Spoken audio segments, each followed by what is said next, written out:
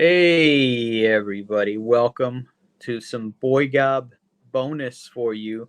I got to go to another sneak preview tonight, and thanks to Texas Horror Cult, a big shout out to them.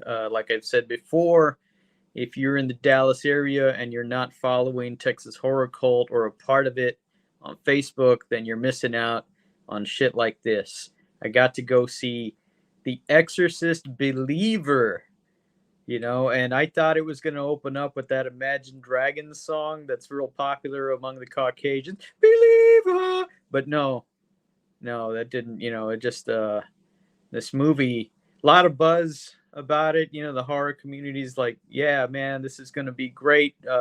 Tom, you knew a little bit more about it than I did because I wasn't aware that this was a Blumhouse thing until I got there and I saw the whole Blumhouse deal with Mikey Myers hiding, in the corner, and then, it goes through that window and all that. And I didn't know it was that same director that, you clued me onto that just a little while ago.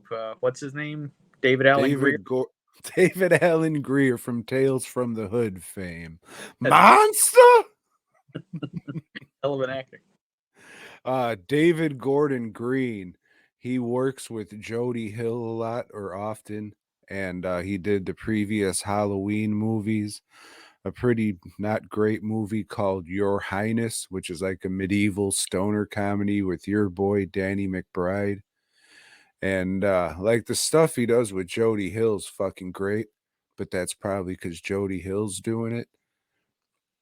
But we'll see, Joe. We'll see if he needed Jody Hill or not for this movie.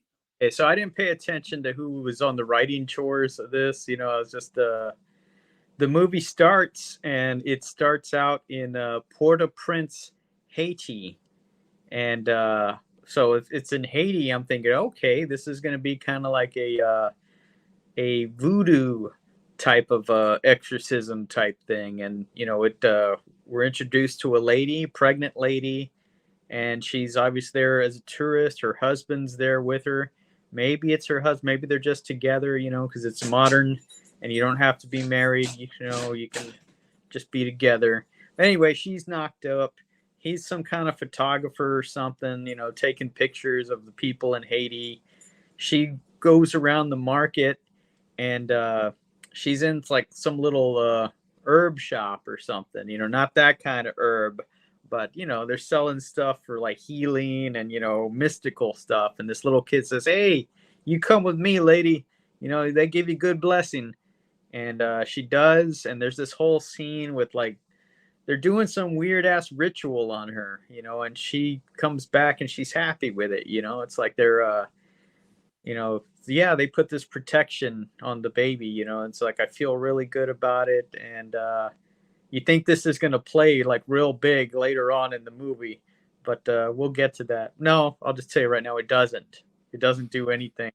um, there's an earthquake. I don't know if Haiti's prone to earthquakes, but in this one it is. And she's like in the stairwell, and she falls, and she's all messed up. And they take her to one of the like makeshift hospitals. And in Haiti, I guess they can only save one person if you're pregnant, because they tell the husband, look, we can save your wife or we can save your daughter. You make a call. And that's the prologue. That's how the movie starts. And I forgot to say, this is going to be spoiler heavy. I think Tom may put spoiler review on it. So yeah, we're spoiling the hell out of it, or I am. Tom hasn't seen it yet. He may decide to, he may not. Well, we'll get to that. Okay, so the movie starts proper now. It's back in the United States, and the guy's there making breakfast.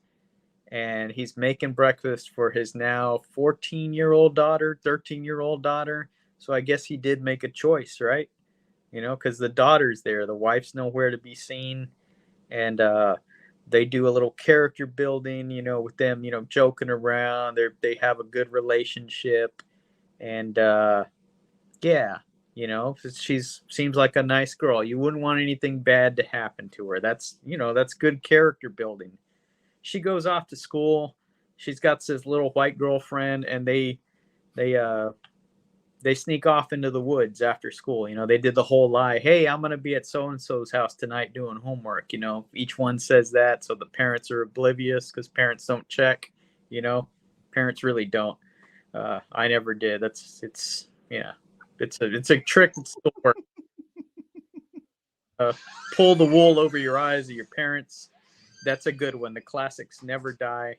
So they sneak off into the woods, and there's like some little culvert or something that they go into, and they're gonna do like some kind of ritual to communicate with the girl's dead mom that she's never met. She wants to know more about her mom, and the occult ways are the only way to do it. And they start doing this ritual, and there's some dramatic music. And then we shift to the dad, who's like, "Hey, how come my daughter ain't home yet?" You know, Gets in touch with the other parents, and they're like, "Hey, how come our daughter ain't home yet?" Girls are missing. They go out through the woods, try to find them. The cops are involved. 3 days later, the girls are at this farm. There's a dead horse on the farm, and they're just in the farm. Were they beating it because it's the Exorcist franchise? Well, you think, hey, we're gonna get an explanation on this dead horse later. Nope. None of that.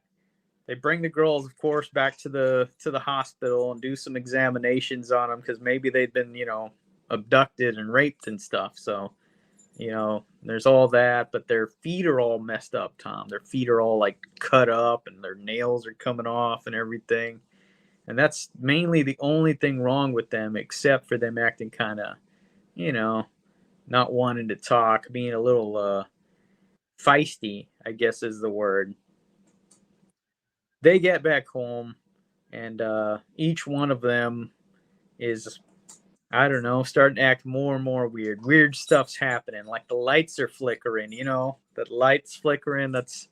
Man, that's scary shit when lights flicker.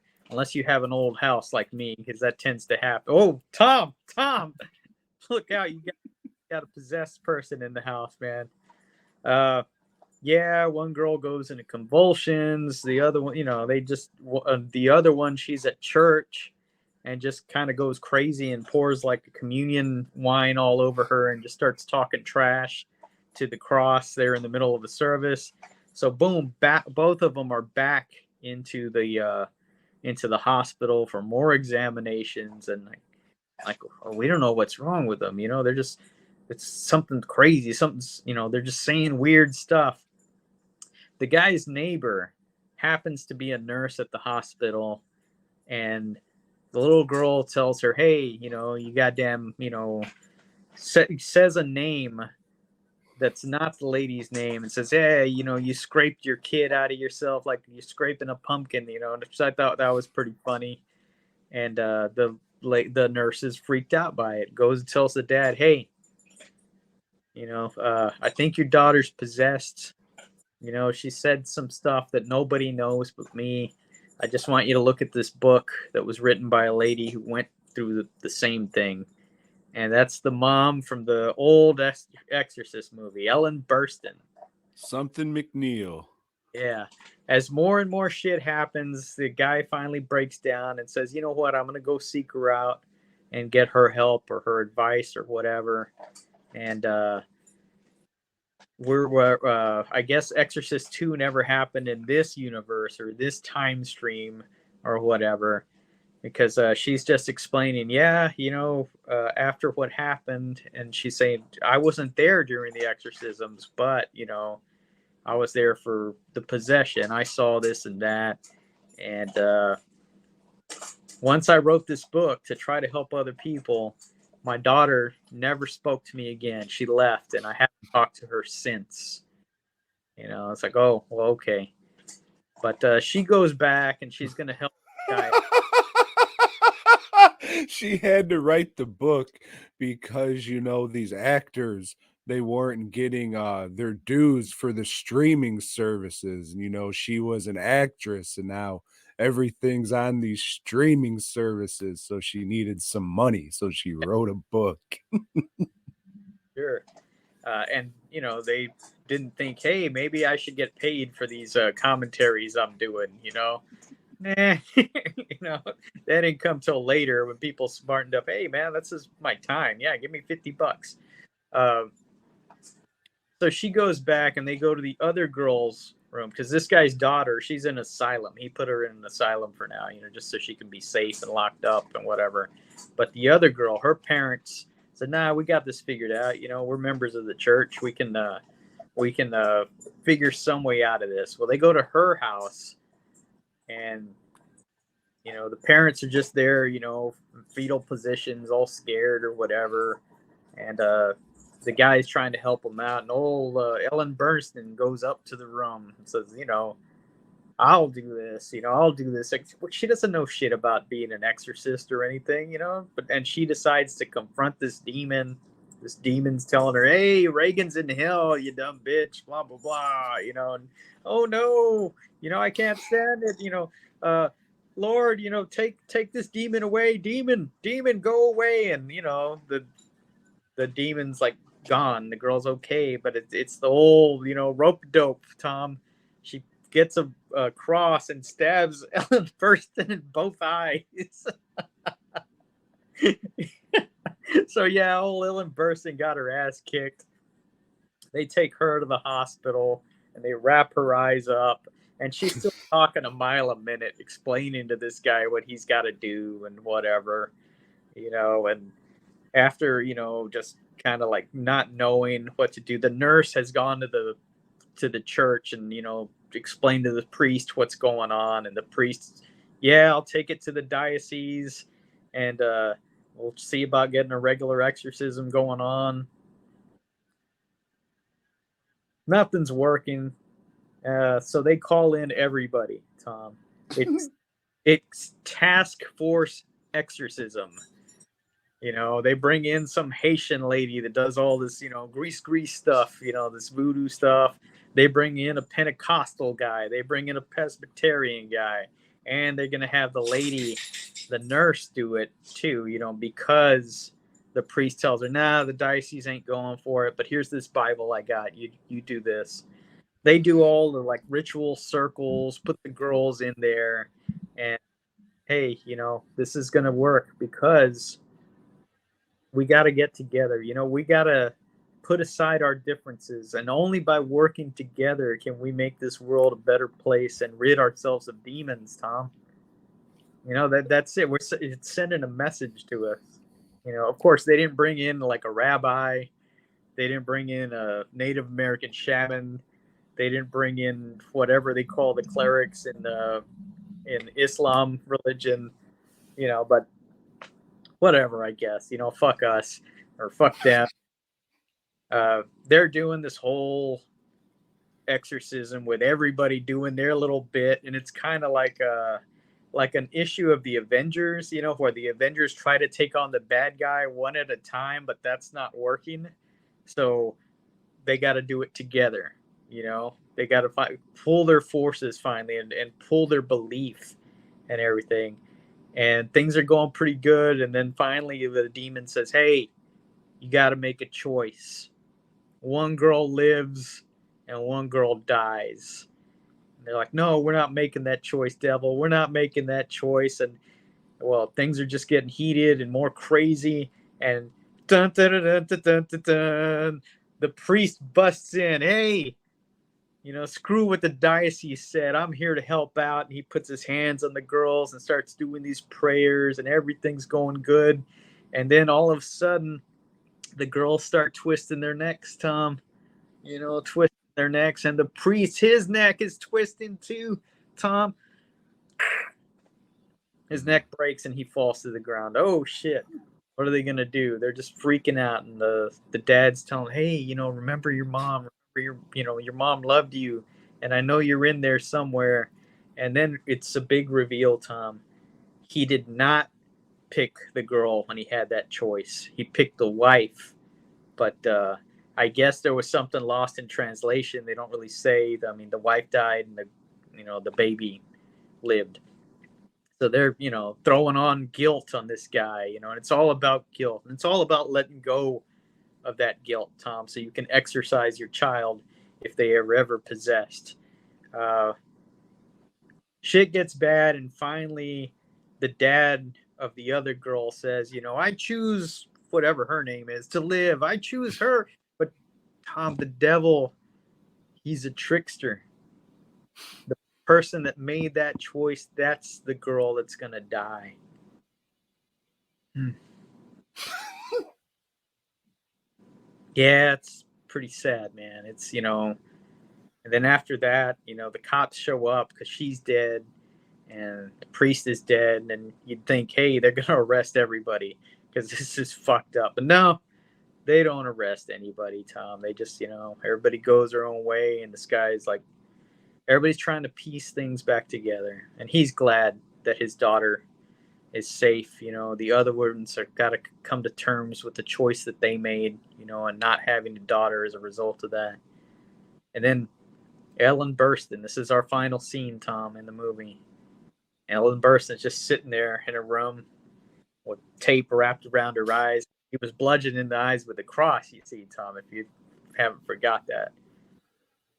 And then somebody walks into the room, Tom, takes her hand. It's Linda Blair. Yeah, people start clapping. People start clapping. That's the end. And thoughts. I thought about quitting the Texas Horror Cult right after this movie ended. Kind of upset. This movie is not scary. Not scary at all. Doesn't do shit about building suspense. Towards the end and some of these exorcism scenes, there's some bad CGI, of course, because that's the trend, right? Because there's a scene where, like, oh, the demons are coming out of their mouths and it's smoke coming out of their mouths or whatever, and it just looks stupid.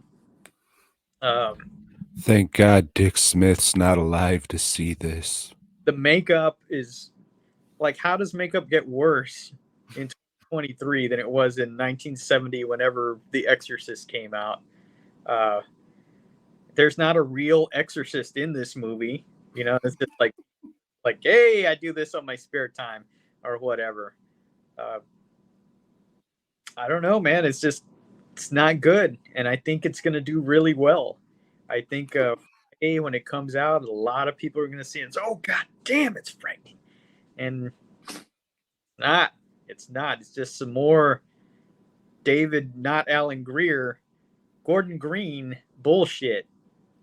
Like the Halloween movies, which were very disappointing. Even though I wasn't expecting much, and this one I wasn't expecting much, and that's exactly what I got. Uh, Not a fan. I'm glad I saw it for free. My advice to people would be like, save your money and just wait till it's streaming. If you feel you must see it, then wait. It's not worth whatever they're charging for tickets these days, man. All right, so a couple times you mentioned that old something McNeil got Mhm. stabbed in the eyes with a cross. Yeah. So was it a cross or was it a crucifix? Crucifix. I'm All sorry. right, that's what I thought. Yeah. Um, yeah, like it's not as Catholic centric as the other one was.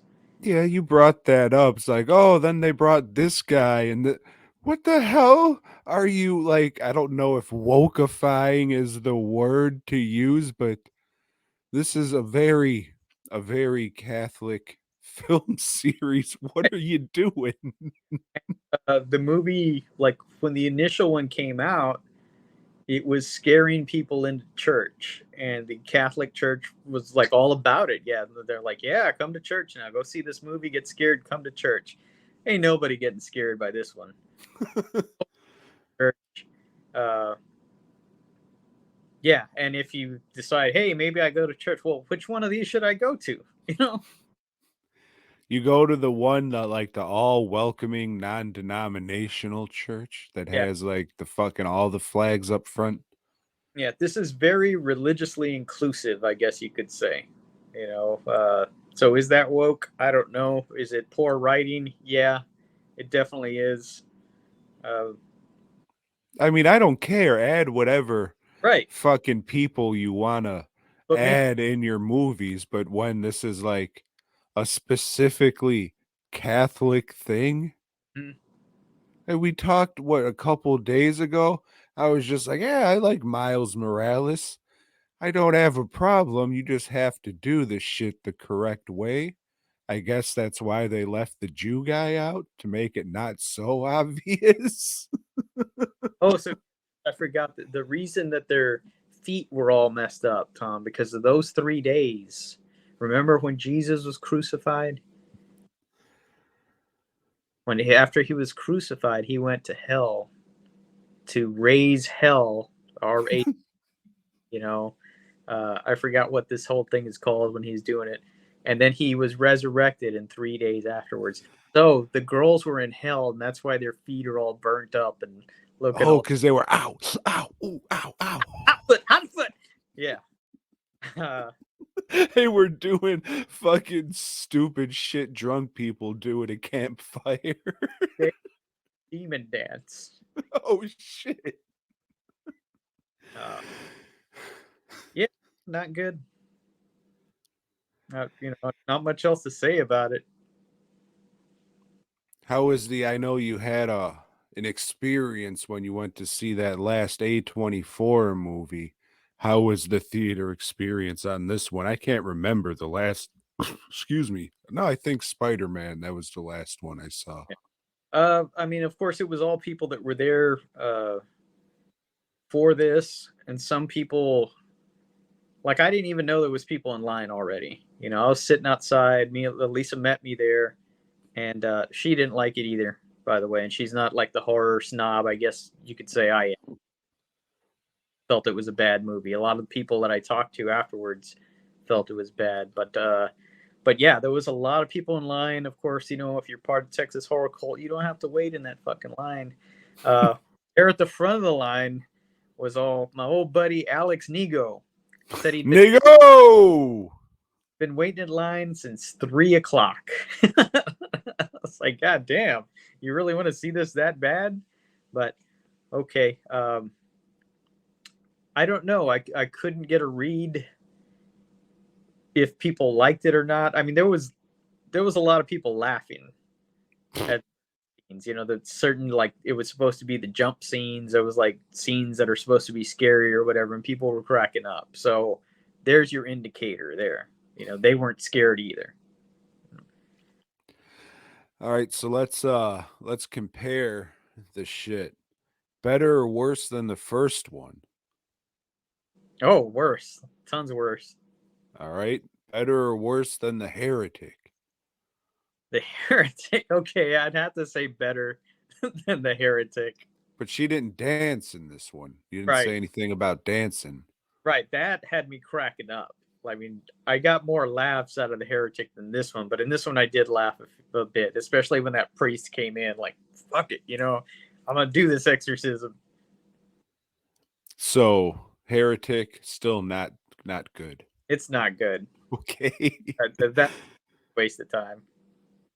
And I don't even know why I'm asking this because this is one of the greatest movies ever. But is it better than Legion? Hell no, it's not better than Legion. Okay. Is it better than Exorcist the Beginning? Oh man, I don't really remember that one all that well. I'd say it's on par with that. You know, Probably, maybe a little better. Maybe Then what about that other one that's pretty much the same movie, just changed up a little bit that I forget the subtitle. Dominion. Yeah, There you go. there's not much different from that. It's also not better than Repossessed with and what's her name, Linda Blair. Yeah, it's like, man, who's older here, Linda Blair or Ellen Burstyn? Because Linda looked good, looked pretty rough. Uh, I don't know. I guess if you're like like an early teen, if you are 13-year-old and you haven't seen a lot of horror, you might think it's good and then go back and watch it later in your 20s and realize, hey, it's not good. For, I guess, for those people just starting out in horror, you might like it.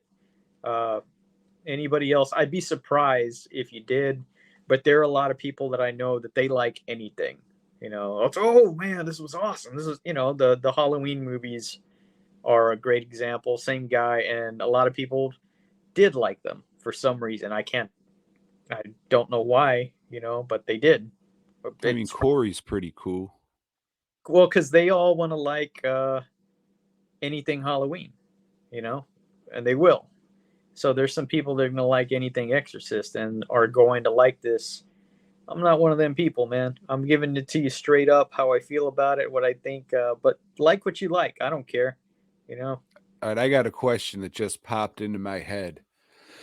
So you see in a lot of Exorcist movies that came after William Friedkin's Exorcist, they copy that makeup where it's like a bunch of cuts Yeah. and shit around the face.